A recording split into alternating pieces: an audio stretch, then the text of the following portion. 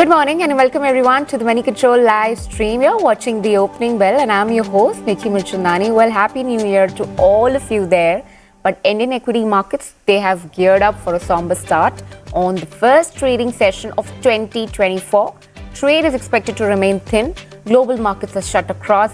Nifty is indicating a negative start around that 21,800 level. Most of the European and Asian markets will remain closed today on New Year's Day. But talk about FII data, they have bought shares worth around 1,459 crore and DIIs too have purchased equities to an extent of 554 odd crore. What we have in terms of FNOQs, well, FIIs, they've been the net buyers to an extent of 299 crore in the index futures, along with that index options and also bank Nifty options. That's where they've been the buyers. On the other side, there have been sellers on stock futures. Essentially, they've sold stock futures to an extent of 1,502 crore and also bank Nifty futures. Option Qs, data that you'd like to perhaps watch out for, Nifty PCR has now cooled down a little bit from 1.11 versus 1.30, but still remains above that one level, suggesting the market is still a bit overheated.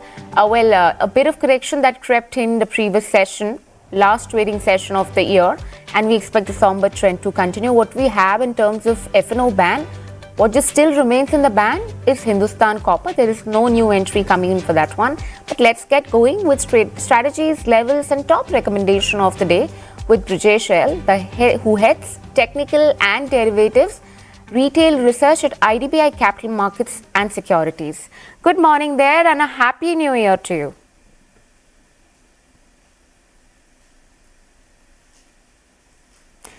Brijesh, just unmute yourself, please. Yeah. Morning, Nikki. Wish you a happy and prosperous new year to you and your team and all the viewers. What's the strategy looking like? Are we looking at some amount of correction perhaps coming into the new year? Or you expect the trend that we've seen thus far to continue in this week too? So not exactly the correction, but then we can talk of the profit booking at current level. So we believe the maximum extension of the move, what we see in the last week, can go back to 22,000. So I have an understanding that 22,000 and 21,000, this would be the 1,000 odd points move for the Nifty for the next couple of days, maybe 10, 12 days. So that would be the range for the Nifty. And within that range, immediate support would be 21,500 and 21,400. So anytime, maybe next one or two trading session, when we come back to those levels, I think market will find support, and that is where we'll be hunting for the stock specific long. Bias is positive, but at current point, I think we'll wait, because the only reason is because prices are more far away from the averages. So whenever this kind of scenario is there, prices tend to correct. So it can be a time-wise, it can be a price-wise. But right now, with overall bullish outlook, I think it can be more of a time-wise correction, whereas the market can consolidate. Maximum the correction on an immediate basis looks somewhere close to 21,500, 21,400.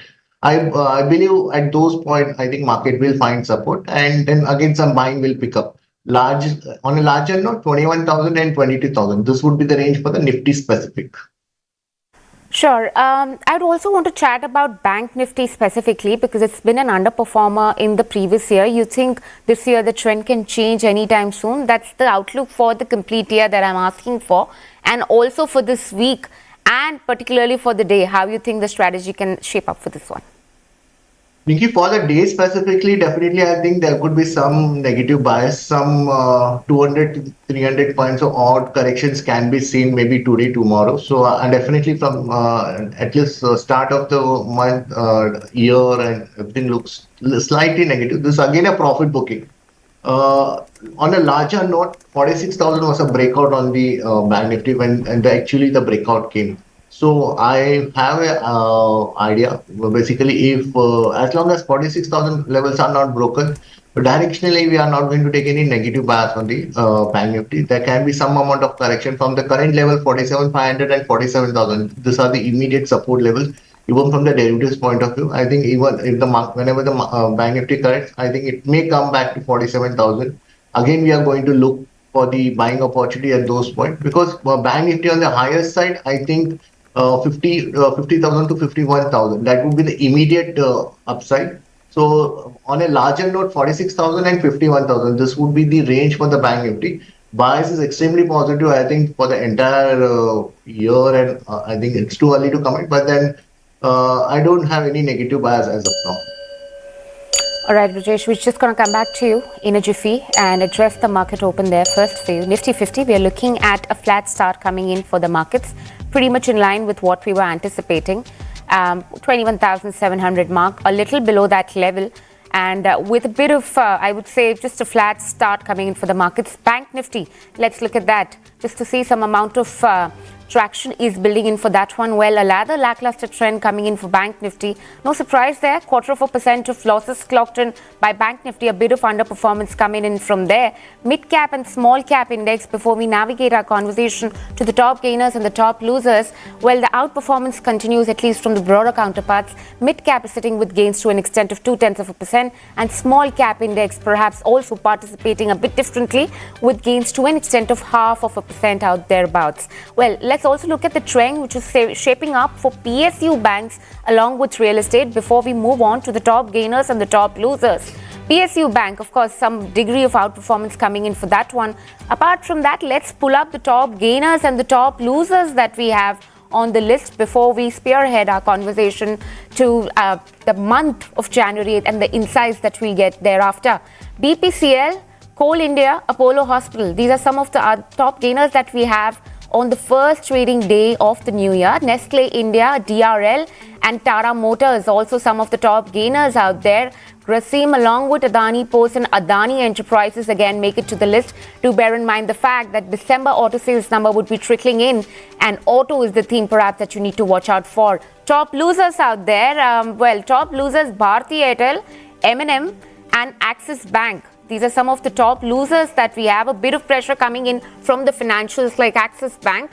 Apart from that, we're also looking at Bajaj Auto, Eicher Motor and ICICI Bank. Well, it's a mix of financials and auto, which essentially are weighing down on the sentiment a bit.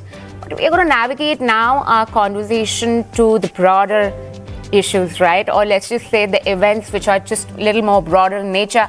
And Nimesh Shah, who's the Associate Executive Editor from CNBC, joins us with more insights on how the first month of the year would be, which is marked by interim budget and, of course, general election. Take it away, Nimesh. Well, Nikki, it's going to be a very tricky month. Like historically, if you look at January series, it's a bit on the weaker side. We've seen 2 to 4% corrections in the month of January historically. But, we need to put into perspective the fact that November, December was very strong in 23. So even from that perspective, we've rallied so hard that we can pull back 4-5% or maybe 6-7% as well. So that one needs to keep into mind that this is going to be a series where you'll see the earnings as well. So just to put into context that we've rallied so hard that if we pull back 4-5%, don't get surprised. So that's the number one thing. Sure. But in terms of few important triggers to watch out in the January series, the first thing that I was looking out for is this Ayodhya temple inauguration. That's going to be a big trigger for the entire aviation and tourism sector. Not only that, this puts India into that global map. The way they're creating this is going to be a huge event to track for the January series. Who benefits? As I said, the travel guys benefit, the aviation companies will benefit, tourism will pick up big time. So that will have an impact on the hotel stocks as well. Sure. There is one small stock which is going to have an impact as well, which is Praveg. Not much people talk about, but that's one company which is going to have a 10 city in Ayodhya, which they're going to inaugurate. It has rallied substantially ahead of what the opening could look like. Yeah, and in fact, some smart guys, for the first time, we've seen some PMS buying into the stock. There is a QIP as well. They've raised 80 crores in QIP as well. So they've got the money now. They've got some backing from some PMS investors as well. So I guess that's one big event to watch out for. So that entire pack will do well.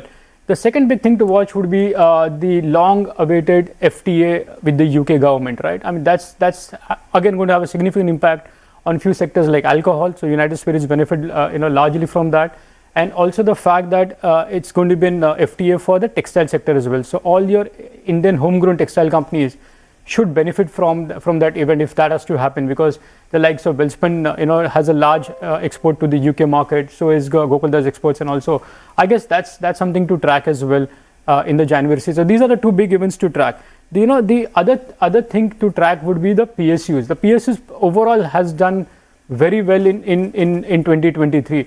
I was just looking at the data for in 2023 itself, the PSU basket has added nearly 20 lakhs crores of market cap. So that's the kind of rally we've seen in the PSUs. Just to take that point forward, you must have read about BHL bagging a large order from NLC. I think that's going to be the trend for the first quarter. Before the election code of conduct comes in, you're going to see a lot of inter-companies within the PSUs ordering, each other's and all. So I think that's going to be a big trigger to watch. Likes of BHA, likes of NLC, a lot of power companies, even the defense companies are going to see a lot of order wins. So I guess that's again a big trigger to watch out for in the January series. Of course, the earnings will be a big trigger to watch out for. So watch out for the banks. I guess that's been the big underperforming sector. While the PSU banks have done well, maybe you're going to see a bit of return of the private banks as well. I spoke about Ritik as a theme to do well, which has got HDFC Bank and ICICI Bank and Kotak Bank as well. So I'm hoping that they report good numbers. So I think that's again a trigger to watch out for in the Jan series. All right, point well made. And Nimesh, wishing you a happy new year. Happy and thank you so much for taking out the time and joining us here. Now let's navigate our discussion to the outlook for 2024. And we have a very special guest joining us, Sunil Subramaniam, who is the Managing Director and CEO at Sundaram Mutual Fund, joins us here in the morning. Well, Happy New Year, Sunil. How have you been doing? Thank you so much for taking out the time and joining us, at least on the first, at least at the time when everybody's just, barely scrapping their heads about after the party that they've had last night. Trade remains thin, but how is the sentiment? Sentiment remains positive. I think with the 2 elections in the year, I think there's going to be a lot of noise and buzz. And I think the earnings season also is looking expectant because we've had the festival season. So those numbers in companies should reflect. And I think it's something we're eagerly looking forward to. All right. I would also want to chat with you in this year. How would an investor typically look at this year, 2024, which is marked first with interim budget, then with general elections, and of course, the entire bull run that we've seen rather in the last couple of years, 8 years, we've seen, year after year, equity markets recording in pause or just returns. In fact, we saw the second highest returns in 6 years for the markets in the previous year. How different would this year be? So I think that this year, the economic numbers would surprise on the upside. And the reason I say that is, see, last year, the GDP numbers were good. We ended the quarter with 7.6% YOY. But it was largely driven on the back of government capex and government expenditure. Now, in the new year, because of elections, you will naturally expect government expenditure to be high. Government capex will continue because of this government's commitment to infrastructure. But private sector consumption, starting off with the numbers of the festival season reporting themselves, and then a coming summer, and the liquidity that the government would put into the economy during the election phase, should see consumption bounce back. And towards the latter half of the year, private capex, which has been waiting for capacity utilization to rise, I expect that to show a fairly firmer trend. It's been stagnating at, say, 76% levels for some time. So this year should probably be the breakout year when that goes past 77, 80, and then private capex would start.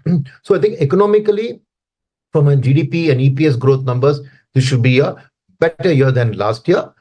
But that being said, markets have already discounted that. Liquidity has already come in a lot into the market, the anticipation of a continuity in the government. So, and oil prices being stable are very phenomenal positive for foreign flows to come in. So I expect the market to deliver double-digit returns in 2024, but do not expect the same kind of a replica of the high double-digit that you saw. I would say medium double-digit would be the case, because I expect continued support from FPIs, given low oil, interest rates being cut by the Fed, and the liquidity scenario overseas being very comfortable. But domestically also, the SIP book, I see that it's touched 17,000 crores. I expect it to touch 20,000 crores in the first half of the year itself, and that should provide a strong buying support. So from an investor's perspective, I think a multi-cap portfolio, like a large and mid-cap, multi-cap, which has a flexibility to move across the cap curve, would be the best to deliver this year. Rather than make their individual choices about how much in large, how much in mid, and how much in small, I would say flexi-cap, large and mid-cap, multi-cap. These are the 3 segments where an aggressive investor should park his money this year, because fund managers will gradually do the shift from initially perhaps a large cap orientation to end the year with a mid and small cap orientation. That's one. Of course, for moderate investors, I would encourage them to revisit the balance advantage dynamic asset allocation category, which last year didn't see so many flows because people were taking risk. They should moderate risk investors should again get back to the hybrid category and multi-asset allocation funds, which since the last year's finance bill have gained importance because this is the only way you acquire debt and commodities like gold in a tax efficient manner. Multi-asset funds I see as raising a lot of money this year because a lot of investors would participate in this, especially the moderate and the conservative risk investors. All in all, even there, I expect a low double-digit return to deliver during the year. So good year for the stock markets with good earnings, good liquidity support. But last year was a fabulous year. Do not expect a repeat of that kind of a very high returns, but I think strong middle double digit should be a very satisfactory end result. All right, so moderate your expectation is the first key takeaway that I'm gathering from the conversation. 20% is what we clocked, Indian equity markets clocked in 2023, and 15% is what is expected in this year, just to put it in as many words. But just a trend that I would want to take more understanding on, DIIs thus far have been, outperforming FII and have been lending in the required support to Indian equity markets for 3 consecutive years now. Do you think this year will be any different? We will see FIIs come back into Indian equity markets in a big way. That's A. Do you think China's growth story can throw away or maybe just divert FII flows which were otherwise supposed to creep into Indian equity markets now to Chinese market? What do you think is the stand going to be when it comes to the FII book per se? So I think the first half of the year is going to see a strong bounce back, and I think FIIs will overtake DIIs in terms of buying in the Indian market up to the elections, because like I said, there's a lot of money coming in on an expectation of a good result. Post that, right, if the results do come out as anticipated, there could be a little profit booking in the second half. So I think first half, I expect FIIs to dominate the flows going into the capital markets, and hence I expect large caps to do better in the first half. In the second half, I would say that some bit of profit booking, it would then DIIs will be a steady growth. Like I said, I see the SIP book going past 20,000 crores in the first half and maybe even touching the 25K mark by the end of the year. So there should be good buying support from investors throughout the year. But like I said, for the first half, I expect FIIs to dominate. On the China factor, see, China returning to growth obviously would lead to a diversion of capital. But remember that in a 25 trillion world liquidity, India gets 700 billion.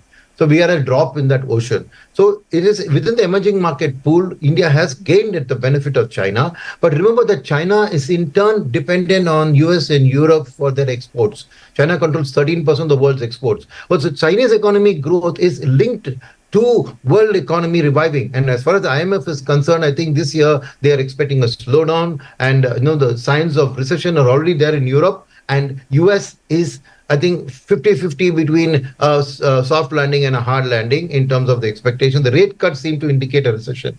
So I don't see China's growth coming back. But that being said, if the Chinese market corrects more, then from a value proposition, it would be attractive. You could see some reallocation of money into China. But probably that's the second half of the year story. In the first half, I expect to be India to be receiving strong FII flows.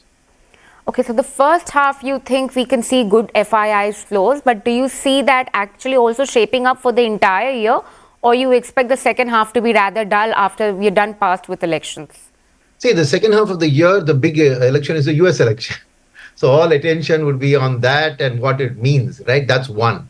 So it's also then dependent on what Fed actually comes. We have 6 months of data on the US coming. The Fed, as you know, keeps sitting every quarter. So they will again revise. So if they're going to revise it upwards, then it means a different story. The rates not cutting. So I think second half will be news flow driven. We'll wait and watch. There's no reason to expect FIIs to take out money except for short-term hedge funds who have taken a 6-month call booking profits. Otherwise, sovereign wealth funds who allocate based on share of global GDP will continue to keep their allocations to India high. Pension and insurance funds will keep coming high, as well as ETFs. So it's only the hedge fund which will lead to a dramatic difference in flows. But the core FII flows, which is at least 30 to 40%, is long-term active mutual funds, ETFs, as well as sovereign wealth funds. That will continue. So the delta that you say will be a hedge fund call, and there you could see some moderation in the second half as they book profits.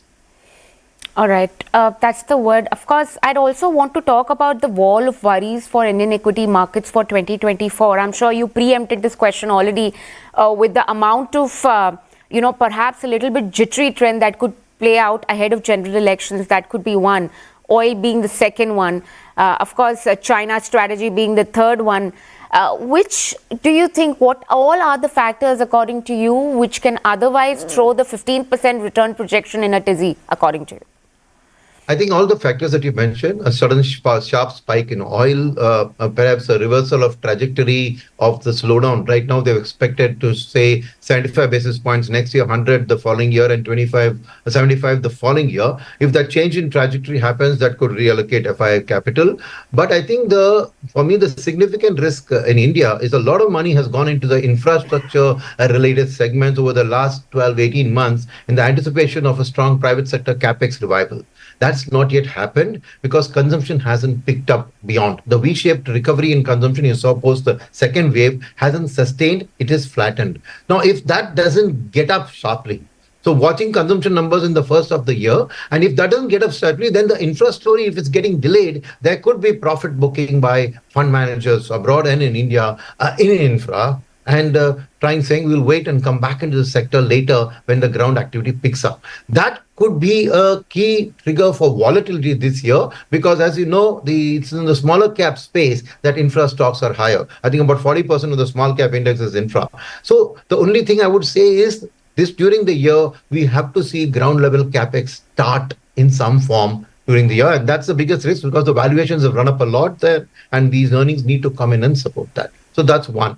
The second aspect here, I would say, in fact, linked to that is also the banking sector. Because only when that picks up will the corporate banks lending start and all of that. So some of that is factored in the valuations already. So it has a multiplier effect in terms of valuation. But if that story turns good, then it's like really giving a boost to both the economy and the markets. Other than that, as a risk, for me, the post-election profit booking. Because if the election, the markets run up a lot, then there's a normal healthy part of the capital market is for short-term investors to book profits. Not from India, but from abroad. And from a market return perspective, if they feel, say, next year, next September, is when, this year, if you remember, in September is when FII, September and October pulled out money. Why? Because they saw the winter coming, OPEC announced production cuts, oil went to 95, and they panic when they see oil rising as far as India allocations are concerned. So next September, would the same story repeat? Would again OPEC get into a production cutting mode? Would the winter look to be a very harsh one where energy will be needed? And then hence, if oil prices in September, October are expecting to rise through the winter, then you would see again some profit booking, reallocating away from a commodity importing nation like India to a commodity exporter like Brazil, for example. So I think those are the two key risks. Oil price in the second half of the year, as well as the delay in the infra cycle and the consequent capex.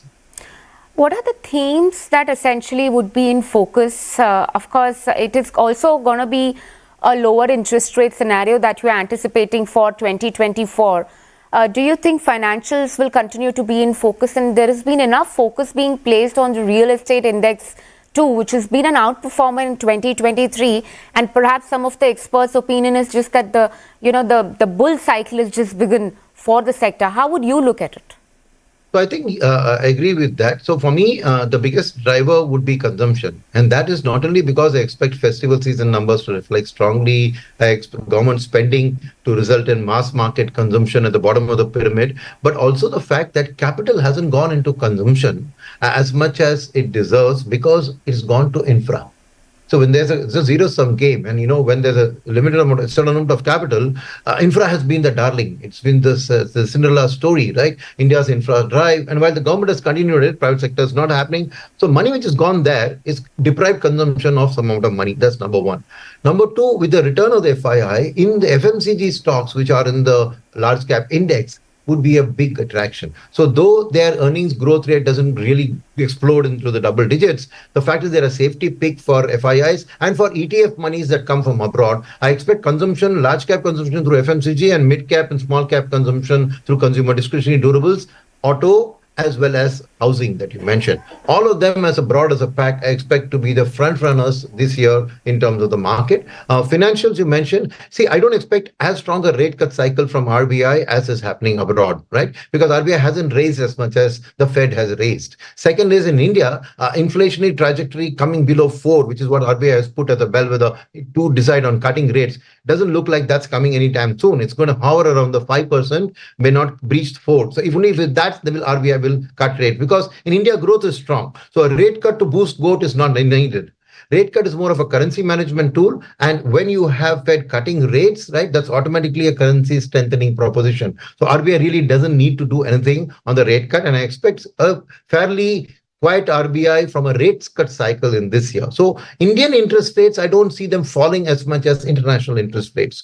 So from a financial SPAC perspective, right, I see two things. One is that corporate lenders, right, they are going to be the leaders of the next cycle of the BFSI space. Because whenever capex cycle starts, they are in the forefront of lending there. So corporate bank lenders, I would say, would be the number one. Second is the broking houses, the asset management, the insurance companies, those who are managing the wealth of people, right? So the wealth management firms, these I think would get an increasing amount of allocation from the public, and hence the interest in the stock market and everything would mean that their earnings would reflect an upward trend. So yes, overall, I am positive. The large cap banks, the private sector banks have not been performing well, but when FI has returned, 35% of your large cap index is banking and financial services. So it will automatically get buying support. So I would say overall, the BFSI space is a good big, because you have downside support from private sector banks because they can't fall much further.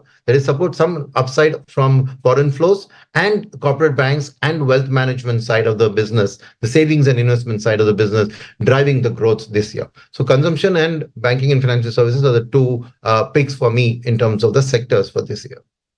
Okay, that's the word coming in, consumption, banking. Of course, also I'd like to talk about sectors that you think that needs to be completely avoided. It's like a complete avoid in 2024, because much of the hopes are also pinned in from IT stocks. Do you think it's going to be a year of a big comeback for IT names, or you think they're a good hedging strategy at this point of time? That's my first question, of course. Please go ahead. So I expect the dollar to weaken. So rupee will not weaken that strongly. Number one, that's not positive for IT. Second, the US and Europe in a slowdown mode doesn't mean great increase in business. And the third is that when their economies are in a slowdown, they will tend to shop around a bit more. So prices will also be under pressure. They'll shop from one company to another. If you see the recent results, already you've seen some big companies lose some big orders and some other companies gain it. So I think overall, IT is something which I think is not going to be a growth sector this year. Okay. But at the same time, I don't expect it to correct much, because I think it has been deprived of capital. And if you see that ETF flows, again, have to buy IT because they are part of the index. Second, you see, even active managers outside of India, they like to buy safety when they come to a risky country like India. You know, risky in the sense of we are an emerging market pack. So naturally, we have that amount of risk attached to us. They prefer safety. And so they like to allocate something to IT. So IT is a kind of a hedging, as you mentioned correctly, in a portfolio. IT is the safety, which is a hedge and which can help you deliver decent returns. So it should definitely be a part of your portfolio. Don't expect it to be the leader in the growth. That will probably be 2025 when you will see the international economy start to recover. Sure.